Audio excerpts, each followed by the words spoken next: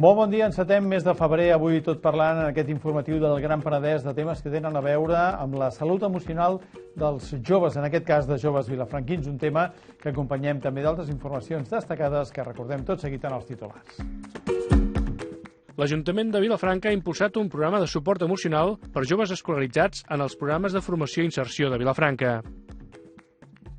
El mercat de la sínia de les Roquetes ha detectat un descens significatiu de les vendes des del desembre, coincidint amb la marxa del seu principal operador, Mercadona, al nou parc comercial de Vilanova i la Geltrú.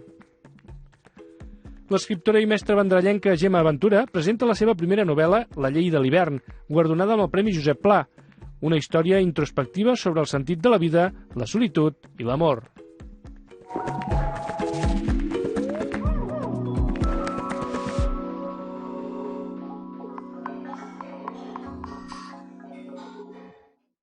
L'Ajuntament de Vilafranca ha impulsat un programa de suport emocional per a joves escolaritzats en els programes de formació i inserció que es duen a terme a la capital de l'Alt Penedès. Després de detectar que aquests 2 darrers anys de pandèmia han incidit també negativament en aquest col·lectiu, es busca ara donar-los suport. De fet, el projecte de suport i acompanyament emocional està adreçat als 75 joves que actualment estan matriculats en els 5 programes de formació i inserció, els PFI, que es duen a terme a Vilafranca del Penedès. Una de les psicòlogues que està ja treballant amb els alumnes és la Julieta Tornati, que explica les dimensions sobre les quals treballa, que abarca tots els entorns implicats amb els joves. Poder fomentar tot el creixement integral dels alumnes tenint en compte totes les dimensions, tant a nivell emocional, a nivell psicològic, a nivell social i a nivell familiar. Per poder portar a terme aquest projecte s'ha dividit en 4 parts. Hi ha una part que consisteix en dinàmiques grupals, hi ha una part de tutories individualitzades, hi ha un seguiment i un assessorament als mestres, a l'equip docent, i finalment hi ha un espai familiar que està dirigit íntegrament a les famílies. Una de les tutores dels 5 PFI, la Núria Miquel, explicava també que l'alumnat dels PFI aprenen una formació professionalitzadora i a més es reforcen els continguts transversals com són la comunicació o també l'entorn social. Tanmateix, Miquel destacava que un dels reptes és que els alumnes aprenguin a poder-se treballar emocionalment. Segur que cadascú té coses a destacar i que cal promocionar, perquè venen d'una situació de fracàs que els ha portat a una baixa autoestima, a un no ser capaç de...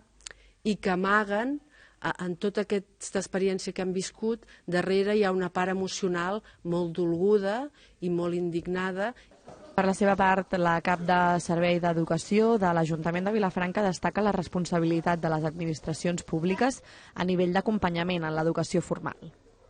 També una mica les administracions, crec jo, hem de ser facilitadors a l'hora de que el jove pugui arribar al recurs, perquè de vegades de recursos n'hi ha, el que passa és que són molt diversos, gestionen des de llocs diferents i no sempre el jove sap on anar-los a trobar. Per tant, també és obligació i responsabilitat nostra fer aquest acompanyament i aquesta bona orientació per sempre trobar aquell camí que encaixi amb aquella necessitat que té aquell jove en aquell moment vital. I en aquest context, el director de l'IAS al Penedès també destaca la necessitat de tenir recursos en gestió emocional. El benestar emocional i la salut mental també formen part, vull dir, passen aquí moltes hores i estableixen moltes relacions i es formen molt com a, no només acadèmicament, sinó també com a persones, no? Llavors aquí hi ha feina a fer i necessitem una altra vegada més recursos. Per aquest motiu i en aquest escenari, Educació i Salut de la Generalitat de Catalunya van presentar un qüestionari a 2.000 centres educatius per mostrar les seqüeles mentals dels joves arran la pandèmia. Canviem de qüestió per explicar que l'obertura del Parc Comercial de Vilanova i la Geltrú segueix portant cua entre l'Ajuntament de Sant Pere de Ribes i el de la capital del Garraf. Una de les activitats que s'ha instal·lat en aquest nou parc comercial és Mercadona, que va tancar el seu establiment del mercat de la sínia de les Roquetes. La marxa del principal operador d'aquest equipament està provocant als paradistes un descens de les vendes molt significatiu. En els propers dies, l'Ajuntament anunciarà que la cadena Dia ocuparà l'espai del Mercadona. 3 de les parades del mercat La Sínia de les Roquetes han demanat la baixa durant aquest mes de gener. L'1 de desembre, el supermercat Mercadona, que ocupava la primera planta, va tancar el seu establiment per traslladar-se al nou parc comercial de Vilanova. Amb el principal operador tancat, les vendes han caigut molt i 3 dels paradistes han demanat la baixa, una per jubilació i 2 per les poques expectatives que s'obrien arran del trasllat de Mercadona. A més, l'Ajuntament tenia pactat una nova licitació que es va fer enrere quan es va conèixer que Mercadona marxava. A l'altre cantó, però, a finals d'any van obrir en aquest mercat 2 establiments, un de perruqueria i l'altre d'estètica. L'Ajuntament de Sant Pere de Ribes assenyala l'Ajuntament de Vilanova i la Geltrú per no haver-los acceptat una al·legació en la que demanaven que en el nou parc comercial no s'hi establissin marques ja consolidades en el territori. Hem de dir que l'impacte ha sigut molt gran de la marxa del Mercadona i això és així i no podem obviar-ho, No podem obviar-ho. I aquest govern va fer al·legacions a aquest parc comercial demanant una sola cosa, que les marques que es posessin i els operadors que es posessin en aquest parc comercial fossin complementaris als que ja existien. I aquesta va ser l'única al·legació que va fer aquest govern, el govern de Vilanova. I els hi vam dir, escolta'm, cadascú és legítim que pugui optar pel seu model comercial, però una al·legació van fer claríssima, que respectessin els operadors que hi havien ja instal·lats i que funcionaven, en aquest cas, en el municipi veí. I l'al·legació es va denegar. Y de aquellos barros estos lodos. Des dels grups de l'oposició s'ha insistit en que cal treballar més la dinamització d'aquest mercat que, segons Construïm, sempre ha tingut problemes per omplir les parades. És una mica preocupant o simptomàtic de com funcionem políticament que ara el responsable de tots els problemes del mercat municipal de la Sínia sigui el parc comercial de Vilanova i la Geltrú, quan, amb certa perspectiva històrica, problemes per omplir les parades del parc municipal s'han tingut des del primer dia.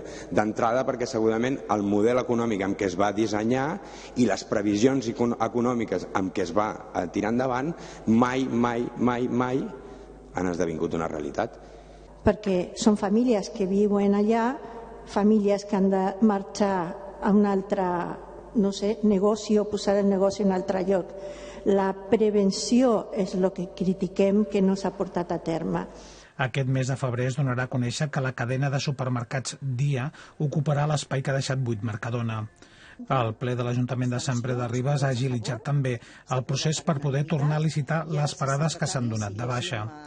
Per fer front a l'impacte econòmic que està tenint la pèrdua del principal operador, l'Ajuntament també aprovarà aviat una línia de subvencions adreçada a que els paradistes puguin fer front a les despeses fixes que tenen cada mes. Actualment al mercat La Sínia hi ha 8 parades actives i en aquests moments hi ha un procés obert per poder licitar alguns dels espais que estan buits. L'Ajuntament també prepara un pla de comercialització que té l'objectiu d'incentivar noves activitats. I anem ara fins al Vendrell, que comptarà amb més de 1.800.000 euros per a programes de treball i formació aquest 2023. S'adrecen a persones que busquen orientació laboral, joves amb estudis universitaris que cerquen la seva primera feina o també van dirigits a col·lectius amb dificultats especials per incorporar-se al mercat laboral. 1.800.000 euros és la quantitat total que es destinarà enguany a combatre l'atur des de l'Ajuntament del Vendrell a través de diferents programes del Servei d'Ocupació de Catalunya. Es tracta de programes destinats a millorar les xifres d'atur del municipi i acostar-les al màxim possible a la mitjana catalana de desocupació. En aquesta línia, el 2022 va finalitzar amb una reducció d'atur que situava el nombre de desocupats en 2.600 persones, una de les xifres més baixes des de l'inici de la crisi de la construcció al 2008. Una altra xifra positiva que deixava el 2022 són els més d'11.600 contractes que es van signar al Vendrell durant tot l'any, un gran percentatge indefinits i en total un 12% més que l'any anterior. Al llarg d'aquest any 2023 desenvoluparem tot un seguit de projectes, de programes de polítiques actives d'ocupació amb un pressupost total de 1.800.000 euros. Entre la varietat de programes que es presenten enguany per combatre la desocupació hi ha els cursos de formació ocupacional adreçats a persones treballadores en situació d'atur o en actiu que busquen millorar la seva qualificació professional. En una altra línia hi ha l'Orienta, un programa d'assessorament i orientació mitjançant el qual s'acompanya el participant en la definició del seu projecte professional. El treball a les comarques és un dels programes amb una major dotació econòmica, més de 250.000 euros destinats, entre altres, a afavorir la inserció dels col·lectius amb dificultats per accedir al món laboral.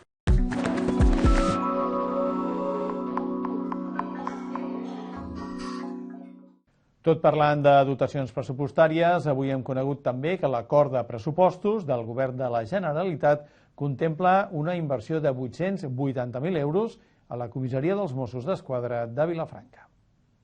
El portaveu d'Esquerra Republicana a Vilafranca, Pere Sàbat, ha fet balanç aquest matí de l'acord pels pressupostos de la Generalitat, al qual han arribat el Govern i el PSC.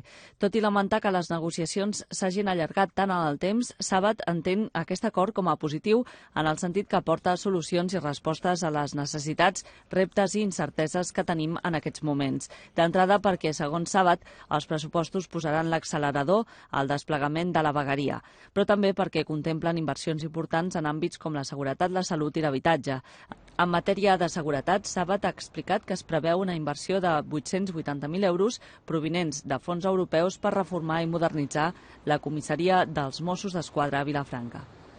A partir dels fons europeus, 880.000 euros per l'ampliació i millora de la caserna dels Mossos d'Esquadra, un àmbit importantíssim aquest a nivell de seguretat que ha de permetre poder augmentar aquesta percepció, aquesta confiança en la seguretat cap a la nostra ciutat, un dels àmbits, com comentàvem, molt importants i que en els últims anys hem vist que s'anava agreujant a nivell de percepció ciutadana, per tant el govern aquí aposta fortament per poder-hi fer front. El portaveu d'Esquerra ha recordat altres inversions previstes, com l'1,6 milions d'euros per a 35 pisos de protecció oficial al carrer Glòria Lasso o el pla de millora de l'Hospital Comarcal de l'Alt Penedès. En l'àmbit de les infraestructures, Sàbat ha destacat especialment la possibilitat de fer arribar les línies de Rodalies R8 i RT2 a Vilafranca. Durant l'any, les diverses arts de pesca han d'aturar la seva activitat per permetre que les espècies que capturen tingui temps de reproduir-se. Aquesta mateixa setmana, per exemple, a Vilanova i la Geltrú hi han començat l'aturada les barques d'arrossegament i del palangre de superfície, més d'una vintena en total. Els pescadors es mostren d'acord a fer la veda, però també reclamen més puntualitat a l'hora de cobrar uns ajuts que moltes vegades diuen els arriben al cap d'un any. Les 21 barques d'arrossegament i les 3 de palangre de superfície de Vilanova descansen al port pesquer de la ciutat fins a finals del mes de març. Aquesta setmana ha començat la veda biològica que obliga els pescadors de totes dues arts a aturar la seva activitat per donar temps a regenerar les espècies que capturen, com ara la gamba vermella o el lluç, l'arrossegament, o el peix espasa i la tonyina vermella en el cas del palangre. El sector veu la parada necessària, però reclama puntualitat a l'hora de cobrar els ajuts.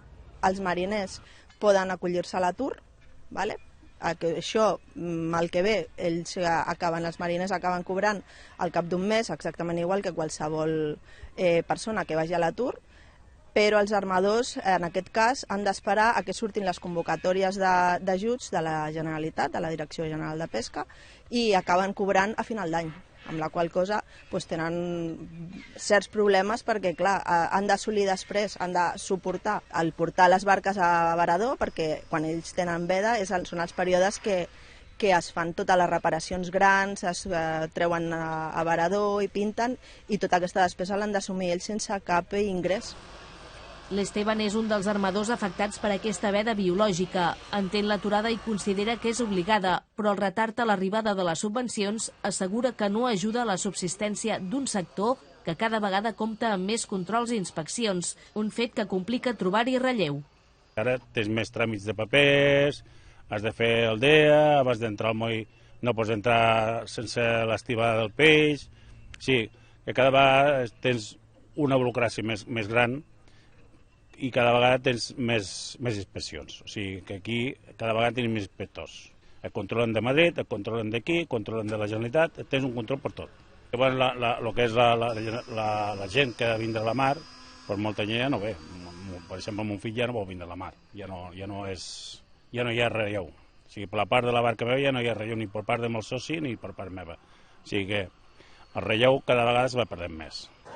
L'aturada farà que fins a finals de març de les peixateries no s'hi trobin les espècies que capturen l'arrossegament i el palangre de superfície, però sí d'altres com sardina, seitó, llenguado, sípia o pop. La veda biològica afecta 53 pescadors a l'arrossegament i 7 de palangre de superfície de la Confraria de Pescadors de Vilanova i la Geltrú. Tornem cap a Vilafranca, ja que a aquestes alçades de curs escolar és habitual que es dugui a terme la campanya Després de l'ESO, que organitza el Servei d'Informació i Assessorament per a Joves de la capital de l'Alt Penedès. Enguany torna aquesta activitat amb 3 xerrades obertes a estudiants i les seves famílies. Des del CIAix, Servei de Joventut de l'Ajuntament de Vilafranca, posen en marxa una nova edició de la campanya Després de l'ESO, què? Amb tot un ventall d'activitats adreçades a l'alumnat que acaba la secundària obligatòria, a les famílies i al professorat dels centres educatius entorn a les opcions educatives que hi ha un cop es finalitza la secundària obligatòria. El regidor de Joventut, Miquel Medialdea, apunta que en arribar al final de l'ESO, els i les joves han de prendre per primer cop decisions sobre el seu itinerari formatiu. D'aquí la importància d'oferir un bon assessorament i acompanyament tant als estudiants com a les famílies. És el primer moment en què els joves han de prendre la decisió. Fins llavors l'itinerari els ve marcat, prenen poques decisions i llavors ve un moment molt important que els diuen que en funció d'aquella decisió depèn tot el seu futur, no? De si podran fer cicles, de si podran anar a la universitat, i llavors crec que és important aquest moment poder-los acompanyar, no? És de les transicions que vivim tots a l'adolescència, doncs tenim diferents transicions, una és aquesta, és l'educativa, i és important tenir una persona que els pugui acompanyar, que els pugui assessorar i que ho fa des de fa molts anys. Les xerrades obertes, que tindran lloc a la nau, versaran sobre el procés de decisió, l'oferta de formació professional i la de batxillerat. La primera xerrada tindrà lloc el dijous 9 de febrer a 2:45 de la tarda i comptarà amb la participació d'Ester Panyella, psicòloga de l'Espai d'Escolta Emocional del CIAix. Ho explica la tècnica del CIAix, Núria Mallofré.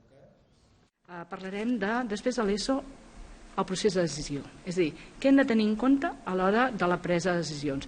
Aquesta activitat la faríem, en aquest cas, faríem primer una primera visió general de les opcions educatives i després el que tindrem és l'Ester Panyella, que és la psicòloga de l'Espai d'Escolta Emocional del CIAix, un espai que tenim al nostre servei des de fa poc més d'un any, i ella que ens fa la visió de què cal tenir en compte a l'hora de prendre aquestes decisions. Les següents xerrades seran els cicles formatius, una bona opció, el dilluns 13 de febrer a 2:45, i vull fer batxillerat, quines opcions tinc, el dimarts 14 de febrer a la mateixa hora. A banda, però, d'aquestes activitats obertes, se'n fan moltes altres, com assessories personalitzades al CIAix o xerrades concertades amb tots els centres d'ensenyament secundari. Si bé la campanya s'emmarca en els primers mesos de l'any, el CIAix ofereix l'assessoria educativa al llarg de tot l'any. No ens movem de Vilafranca, però canviem de qüestió. El Consell de la República de Vilafranca ha celebrat una sessió de debat obert amb Toni Castellà i Teresa Vallverdú. L'objectiu era explicar l'actual moment i el context polític, així com les perspectives futures de treball de l'entitat. L'escorxador de Vilafranca ha celebrat la denominada Assemblea Àgora, un espai de debat i reflexió sobre el document programàtic del Preparem-nos, que comptava amb la participació de la responsable de desplegament reglamentari, Teresa Vallverdú, i del responsable de Relacions Institucionals, Toni Castellà. El coordinador de la Junta Local del Consell per la República, Pere Martí, explica que el format no era de conferència. L'objectiu fonamental no és que ells ens vinguin a il·lustrar, sinó que els assistents, que de moment som molta gent, puguin debatre, expressar la seva opinió, discutir i ser capaços d'arribar a una proposta, almenys que sigui alguna proposta concreta, perquè en el proper curs, en el proper any, el Consell Local de Vilafranca tingui un full de ruta. Els membres registrats al Consell Local rebran els acords que es van plantejar, els quals podran fer les esmenes que considerin oportunes i, finalment, se'ls farà arribar l'acta definitiva de la jornada.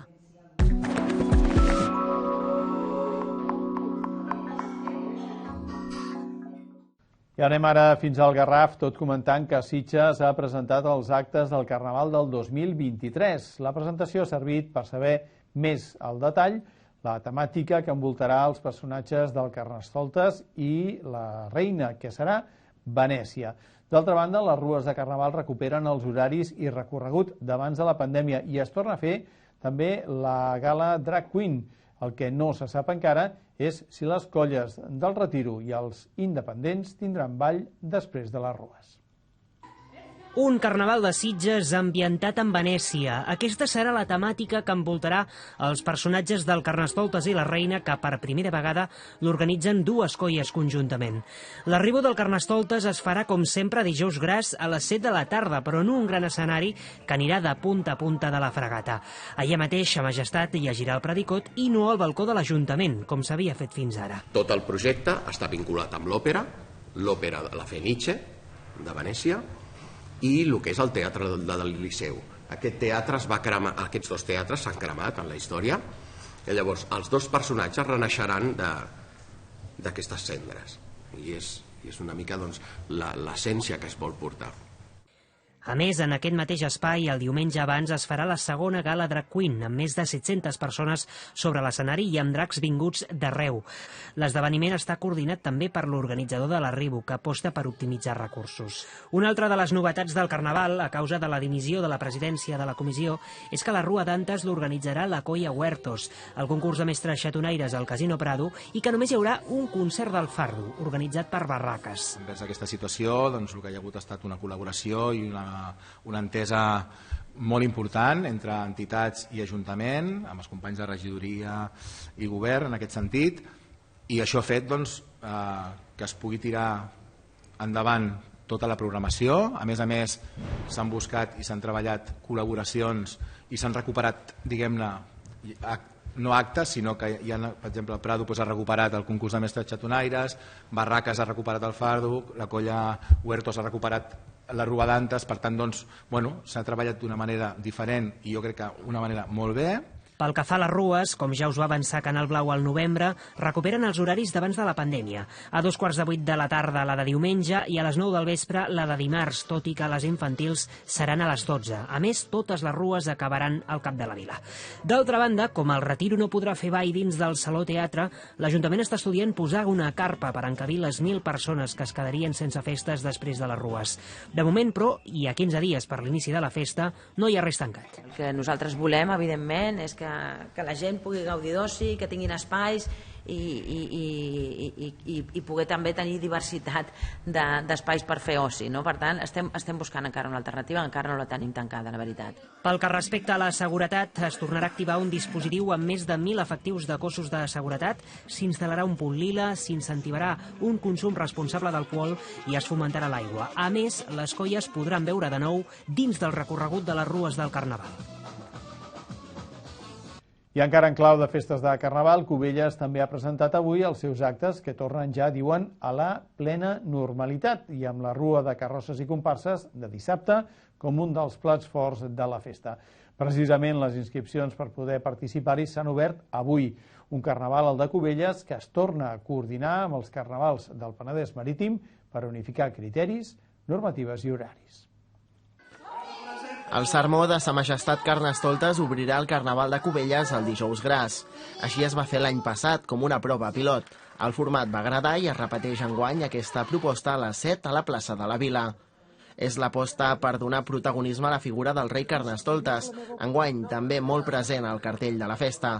El municipi ha presentat avui el Carnaval 2023, que han definit com el de la normalitat i que destaca pel seu caràcter, diuen, familiar. Torna al Carnaval en tota la normalitat, després de 2 anys i pico de pandèmia, amb tot el seu apogeo, com diem, començant per la lectura del sermó i acabant per la sardinada. Entremig hi haurà el carnaval familiar, que és aquest carnaval que es composa de la Rua, que fa un recorregut pel centre del poble, acabant amb l'embalat a la plaça del Mercat per gaudir d'aquesta disbauxa controlada d'aquest dissabte de Carnaval.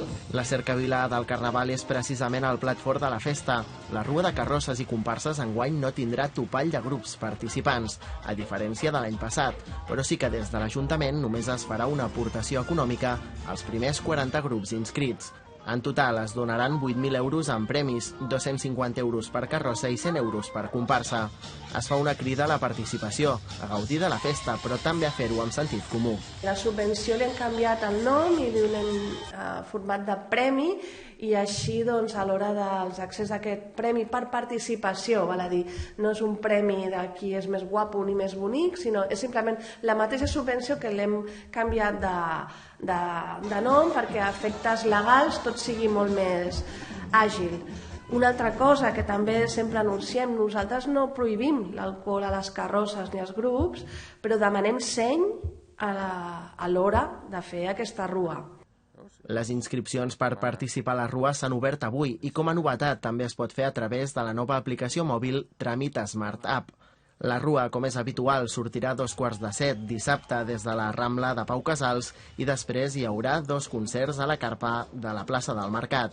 El Carnaval de Cubelles també inclou les comparses infantils diumenge, el Carnaval infantil dilluns i culminarà amb l'enterrament dimecres de Cendra.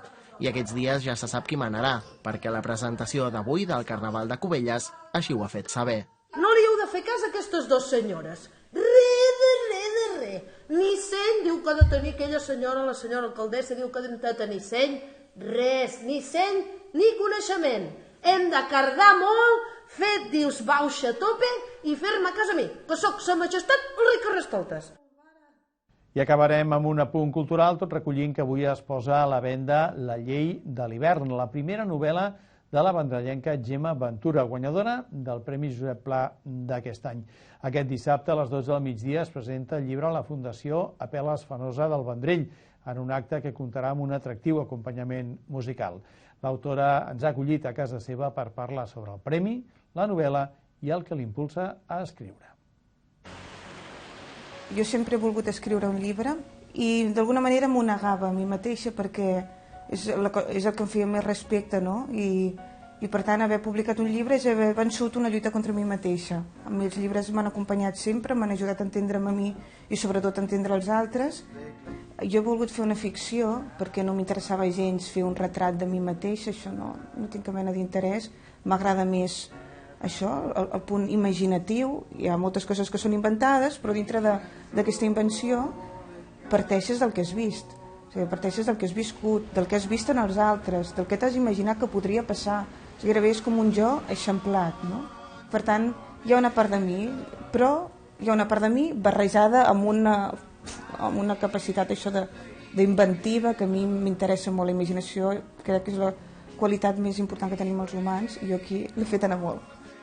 És una noia que està vetllant el seu avi, que s'està morint, i és una noia, el seu avi que és qui l'ha criat, i es planta davant del seu llit, del llit de l'avi, no? I aleshores davant seu comença a fer-se preguntes sobre el sentit de la vida i a recordar el que el seu avi li va ensenyar. A la llei de l'hivern, en aquesta coberta que hi ha els 2 arbres pelats, doncs és això, és el que ara veiem a l'hivern, hi ha un munt d'arbres que no tenen fulla, però perquè és la llei, és a dir, perquè a la primavera n'hi hagin de noves, un arbre ha de deixar caure les velles, no?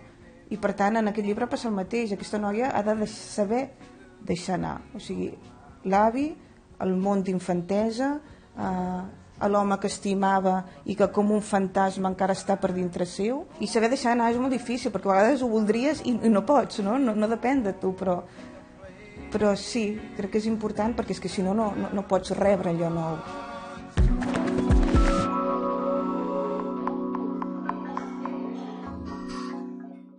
Fins aquí, doncs, l'informatiu del Gran Penedès d'aquest dimecres, 1 de febrer. Nosaltres tornarem demà per explicar més coses de l'Alt Penedès, el Baix Penedès i el Garraf.